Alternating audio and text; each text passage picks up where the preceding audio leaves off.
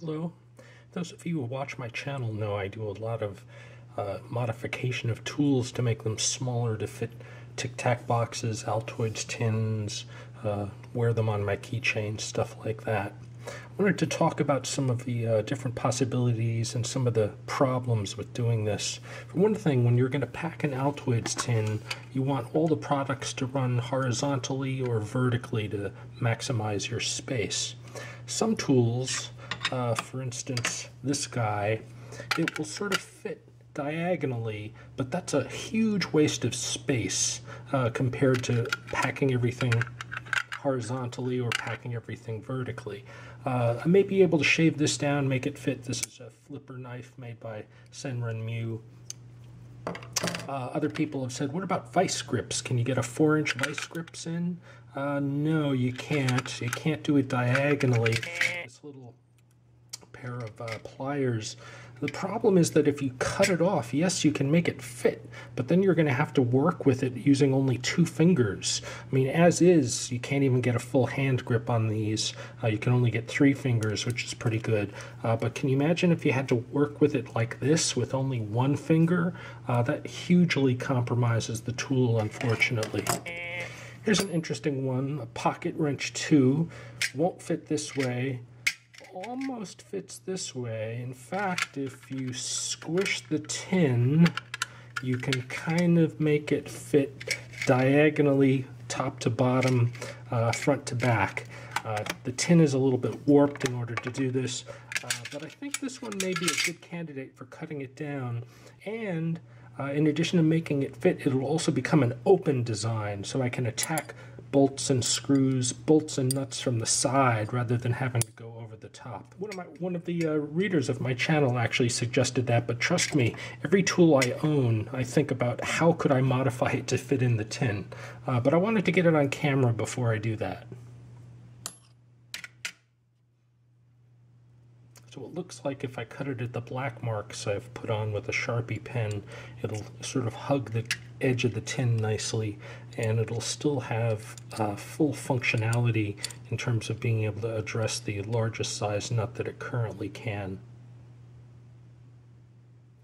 Remember the rule, always use the right tool for the job, except when you don't own it and you have to get a job done. I'm going to be using this universal table vise. It's kind of rickety, but I bought it for only about 15 bucks on Amazon. Looks like this. You attach it to your kitchen countertop. It gives you a vise with 360-degree rotation. I bought it for about 15 bucks. It's currently, I think, about 20 bucks shipped. Be using a hacksaw, the Lennox bimetal blade that I just bought recently, and a pair of gloves and some oil for the blade.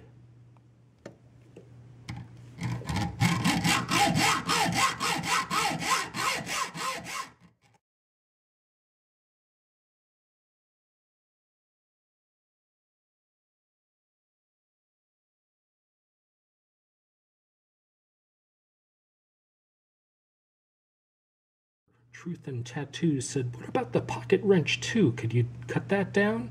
And the answer is yes, you can.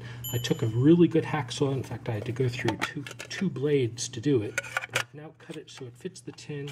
It'll snugly go up against the edge, which makes it very efficient for packing. And it's now an open box design. The front is open, so you can address a nut from the side, which I like. It's English and metric. One set does both. And you can either tighten or loosen depending on whether you rotate it over. You also have a ruler, hex hole for bits. And this is both a pry bar. You can also use it as sort of a screwdriver tip because it's a very thin tip. So this worked out really well. Thanks for the idea.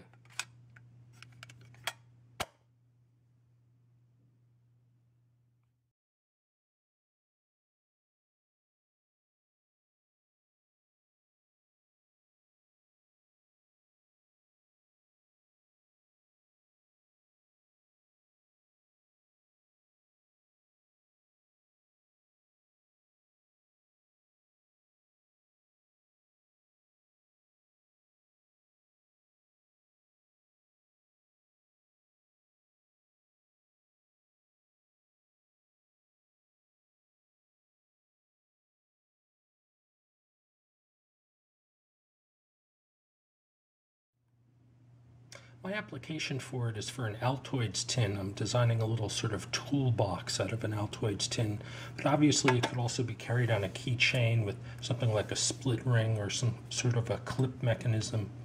It used to be about 4 inches long. It's just a little bit shorter now that I've cut off that end there, and you use the hex hole as your keychain attachment point.